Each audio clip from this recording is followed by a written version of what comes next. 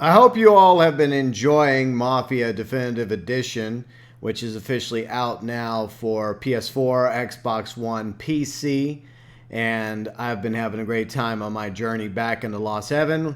Last weekend we played through on Medium, and every Monday we're going to be replaying through Mafia Definitive Edition on my channel, doing Classic, part of what I call Mafia Monday. And I also have my review for Mafia Definitive Edition on the channel for you to check out. I go over my pros, cons, and the final verdict regarding Mafia Definitive Edition. And if you enjoy the content, feel free and leave a like and subscribe for more Mafia Definitive Edition content and live streams.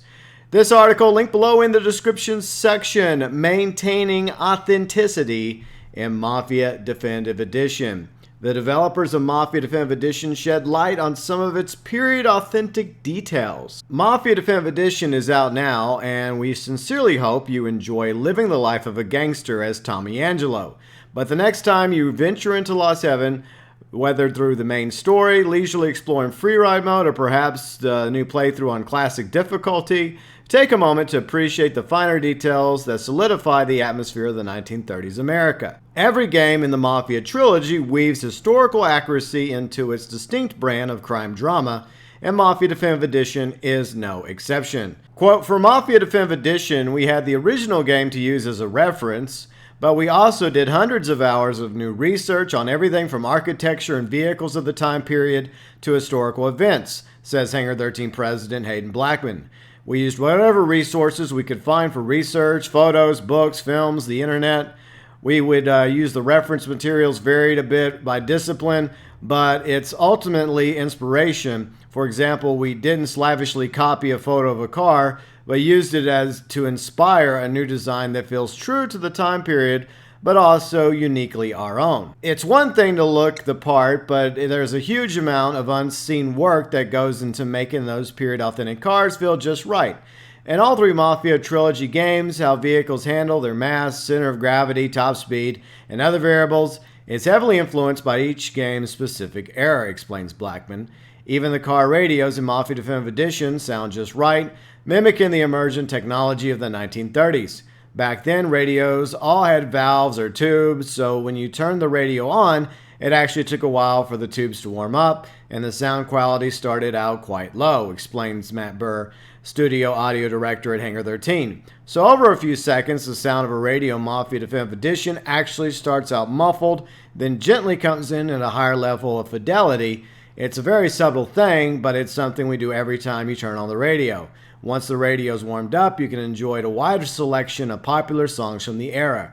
Selecting and securing all the licensed music for the games was a massive undertaking, but critically important to establishing the authenticity, says Blackman. Speaking of the radio, keep an ear out for some of the great bits of world building via promotions for Lost Heaven's many commercial enterprises, like this Blue Heron Airlines advertisement promising sightseeing getaways to Empire Bay.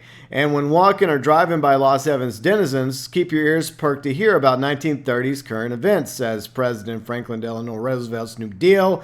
Slang terms like boondoggle simply don't exist in the modern lexicon, and explained in our Mafia Definitive Edition supporting cast article. Peppering the dialogue with these adds another layer of authenticity, says Blackman.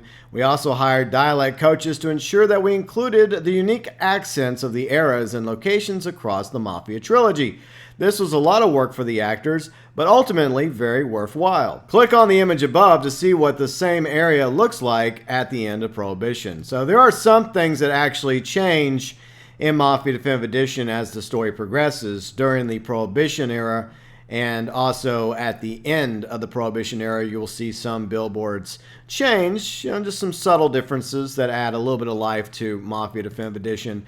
And you will also see different cars from like the beginning of the game in 1930 all the way up to 35 and I believe 38 as well. So that's another cool factor when it comes to the world of Lost Heaven in Mafia Definitive Edition throughout the 1930s. If you've started Tommy Angelo's story, then you're already aware that his journey into the world of organized crime spans several years.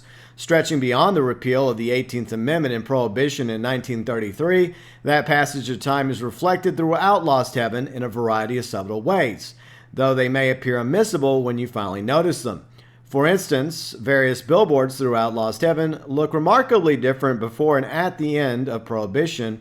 The cries, "The Lost Heaven is voted dry," and replaced by bold beer ads, and you might also see Swift Cola signs torn down to make way for Karen Mont's McKinley Canadian whiskey. Quote, things like font choices and color palettes are very important, especially when used in the set dressing, Blackman adds. You might also notice newer car models populating the roads over time as Lost Heaven's automotive manufacturers continue to innovate, and Ralph adds the latest and greatest to the garage.